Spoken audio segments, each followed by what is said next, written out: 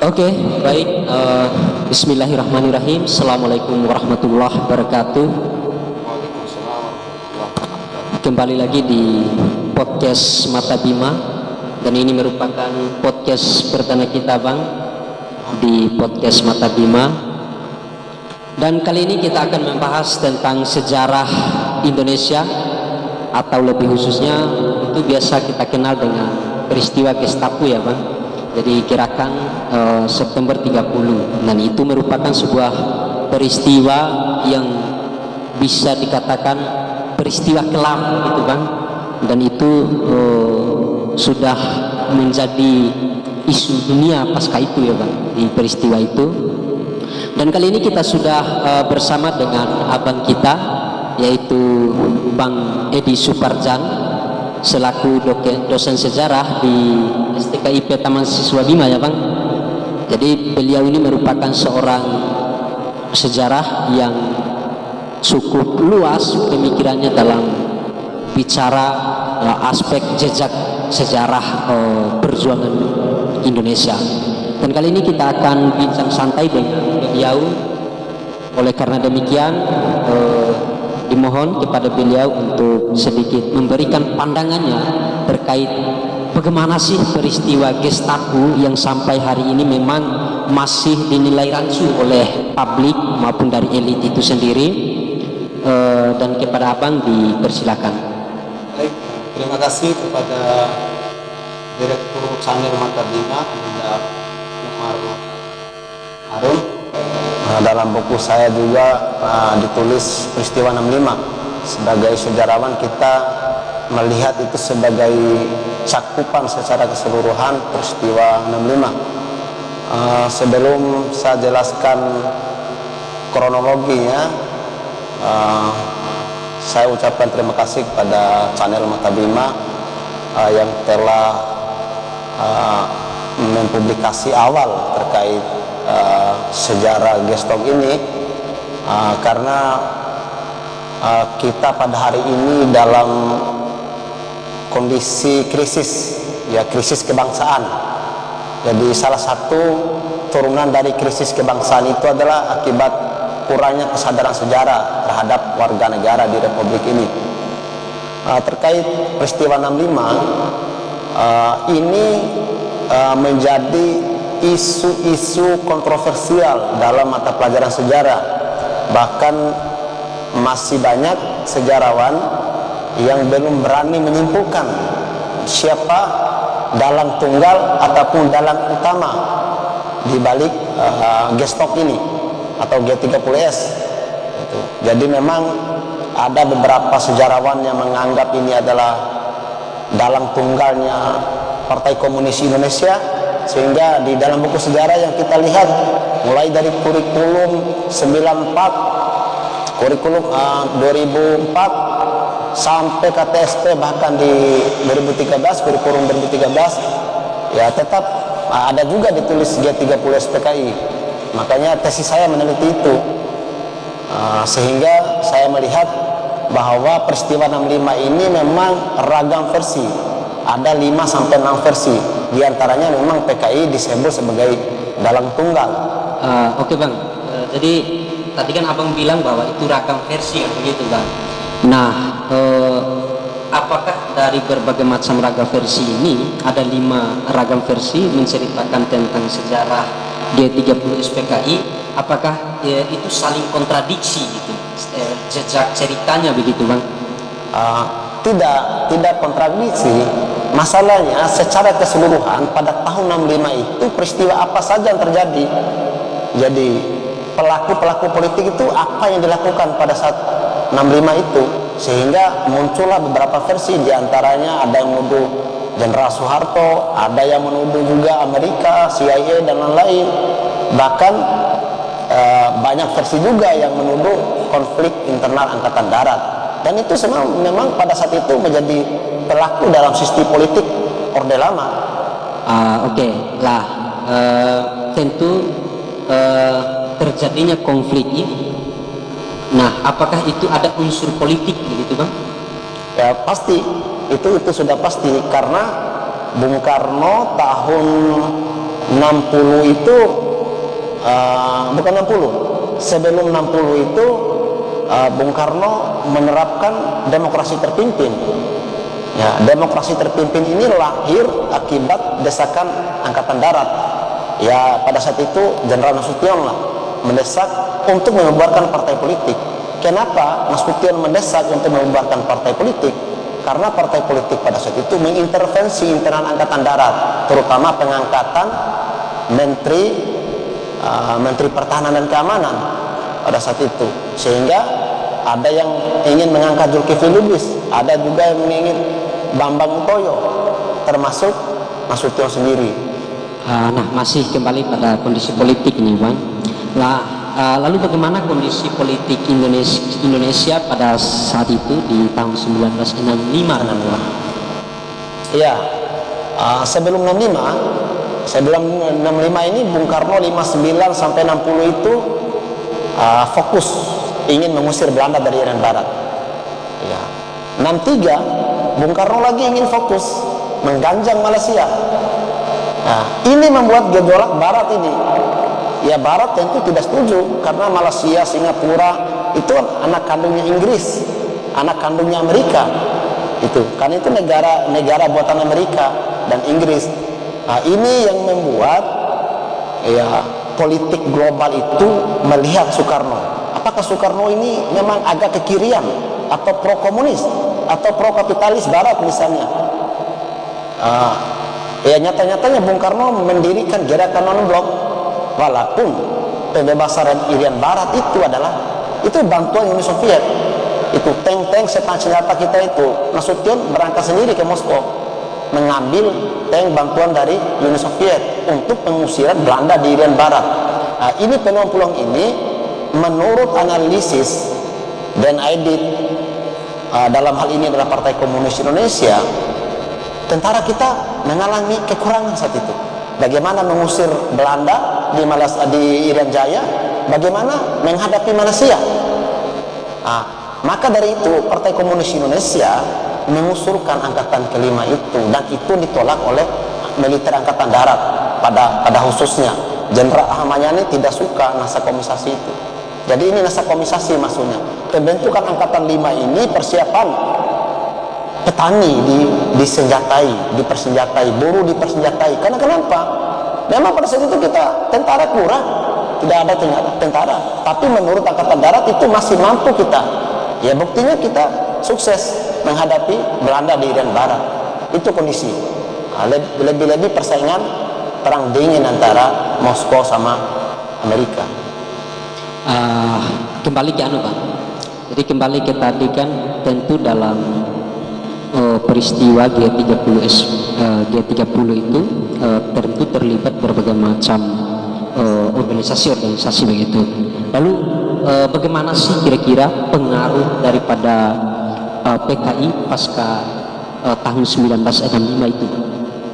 Ya, harus kita akui bahwa Partai Komunis Indonesia ini sebelum terkenal, ya maksudnya dalam partai-partai politik, walaupun sebelum merdeka memang Partai Komunis Indonesia pernah melakukan ya gerakan pemberontakan Belanda di tahun 1926-27 itu, walaupun G. Mujianto, sejarawan Universitas Sanata Dharma itu melihat bahwa pemberontakan 1927 itu bukan pemberontakan PKI murni, tapi itu rekayasa PKI terhadap ulama-ulama Sumatera Barat. Walaupun memang yang merancang pemberontakan itu memang PKI. Ya pada saat itu juga lah PKI ini pecah, aliran Stalin sama Trotsky itu pecah karena Semaun Alimin dan Subakat diutus ke Singapura menghadapi Tarnaka untuk meminta persetujuan pemberontakan itu, ya tidak disetujui. Maka Tarnaka dituduh juga sebagai aliran Trotsky. Ya PKI ini sepasca Madiun, pemberontakan Madiun, mereka lari, ya diantaranya dari lolos, itu lolos. Ya untung juga ini kan dikader juga, bukan dikader di PKI, simpatisan PKI. Pada zaman revolusi itu simpatisan dari militer itu kepada partai politik ya biasa. Militer simpatisan PKI, militer simpatisan Masumi, militer simpatisan kepada PSI, itu biasa pada zaman revolusi itu. karena lolos pemberontakan PKI Madiun, mereka kembali dan Adit membangun kekuatan Partai Komunis Indonesia ini sehingga mampu memenangkan pemilu tahun 1955. PKI menjadi partai politik nomor urut keempat terbesar setelah PLI, Masumi dan NU. Ini pemenang pemilu urutan keempat PKI. Dan ini membuat Angkatan Darat juga khawatir karena Angkatan Darat pada saat itu memiliki partai politik tersendiri namanya IPKI, Ikatan Pendukung Kemerdekaan Indonesia, yang dibangun oleh PANAS dengan veteran-veteran Republik pada saat itu. Dan PKI menyatakannya di pidato-pidato publik, termasuk di hari ulang tahun PKI yang ke-44 bersama Bung Karno, ya PKI sudah 3 jutaan sekian jumlahnya. Ada Sopski, ada Gerwangi, ada BTI, ya banyak, ada beberapa partai politik PKI itu banyak sekali. Jadi kan kita tahu bahwa Bung Karno ini kan sangat dekat sekali dengan Partai Komunis Indonesia pasca itu, Bang, ya. Ya. Lalu apakah dengan kedekatan Bung Karno dengan PKI ini, apakah Pak Bung Karno ini memiliki konsep-konsep yang diberi oleh PKI dalam perjalanannya, begitu, Bang? Ya, kita jangan lupa bahwa sebelum kemerdekaan sampai masa-masa awal revolusi itu, manusia Indonesia ini banyak yang beraliran sosialis. Ya, ada juga sosialis radikal, ada sosialis demokrat. Bung Karno ini banyak juga mempelajari buku-buku Marxisme. Itu. Walaupun kita tidak boleh juga mengatakan bahwa Bung Karno adalah orang komunis. Tidak, tapi Bung Karno mempelajari ideologi dunia itu untuk ya sebagai pemimpin besar revolusi, menyiapkan diri sebagai tokoh nasional. Nah, Bung Karno mempelajari seluruh ideologi, diantaranya Marxisme, Leninisme itu. Oleh Bung Karno setelah merdeka, ya melahirkan namanya Marxisme. Marxisme itu kan Marxisme ala Indonesia itu.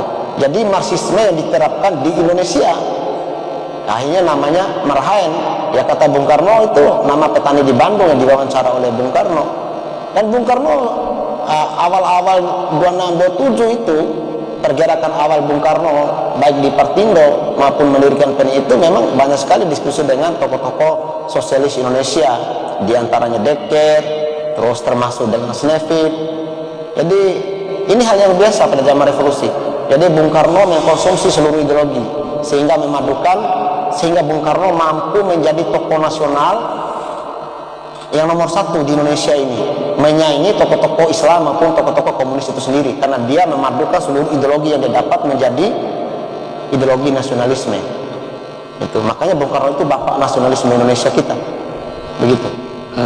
Iya, Bang. Jadi kembali ke tadi, Bang. Jadi ada lagi istilah baru kan, begitu, Bang, selain daripada istilah Gestapo itu sebagai istilah yang diberikan pada peristiwa 1965 itu. Jadi ada juga yang disebut dengan Gestok, atau Bung Karno itu sendiri menyebutnya sebagai Gestok, Bang, begitu. Nah, kira-kira apa perbedaan antara Gestok dengan Gestapo ini, Bang?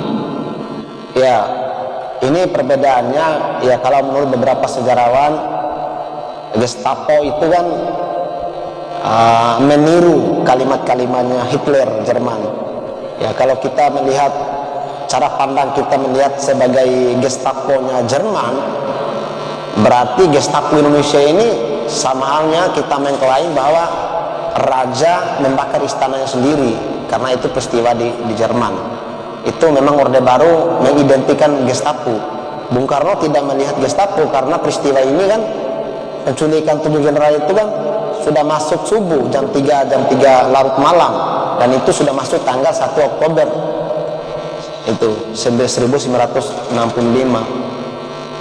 Dan Bung Karno tidak mau mengidentikan Gestapo, itu salah. Sama dengan kita menuduh Bung Karno sendiri yang membakar istananya. Itu. Ya, bagi kita sebagai orang sejarah, guru sejarah, siapapun yang membaca sejarah secara detail, itu peristiwa secara keseluruhan. Semua elit politik bermain. Ya, memang ada rekayasa-rekayasa, konspirasi-konspirasi di balik semua itu, karena semua berkepentingan.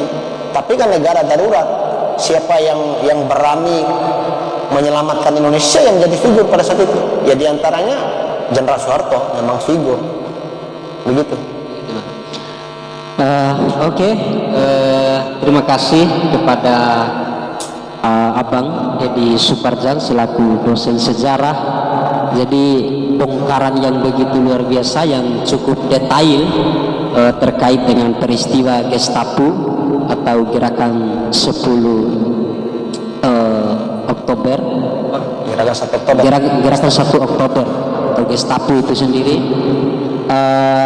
Jadi begitulah sedikit tentang sejarah peristiwa 1965 yang melibatkan berbagai macam elemen masyarakat Indonesia, terlepas ada kepentingan kelompok, kepentingan individu atau justru kepentingan bersama, tapi yang jelas itu merupakan satu konsep dalam rangka untuk bagaimana menormalisasi kondisi Indonesia pasca itu kan Bang, kan begitu. Iya, benar.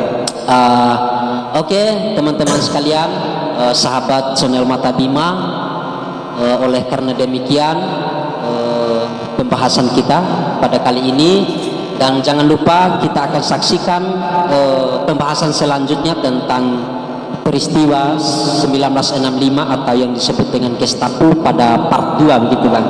Iya, nanti kita lihat apakah ada keterlibatan Angkatan Darat atau Jenderal Soeharto sendiri, atau memang di mana Bung Karno pada saat Gestapo itu. Kenapa Bung Karno tidak berani membubarkan PKI sehingga melahirkan Super Semar? Desakan Angkatan Darat ini melahirkan Super Semar itu ya tujuan utamanya adalah membubarkan PKI. Itu bocoran tentang part 2 kan Bang? Iya. Oke, jangan lupa saksikan di part 2-nya. Jadi bagaimana keseruan tentang jejak perjalanan bangsa Indonesia ini, baik dalam segi politik dan juga berbagai macam rentetan peristiwa yang cukup menegangkan gitu Bang dalam jejak perjalanan bangsa Indonesia. Oke, oleh karena demikian terima kasih bagi teman-teman sekalian. Kami pamit undur diri. Billahi taufiq wal hidayah. Assalamualaikum warahmatullahi wabarakatuh. Waalaikumsalam warahmatullahi wabarakatuh.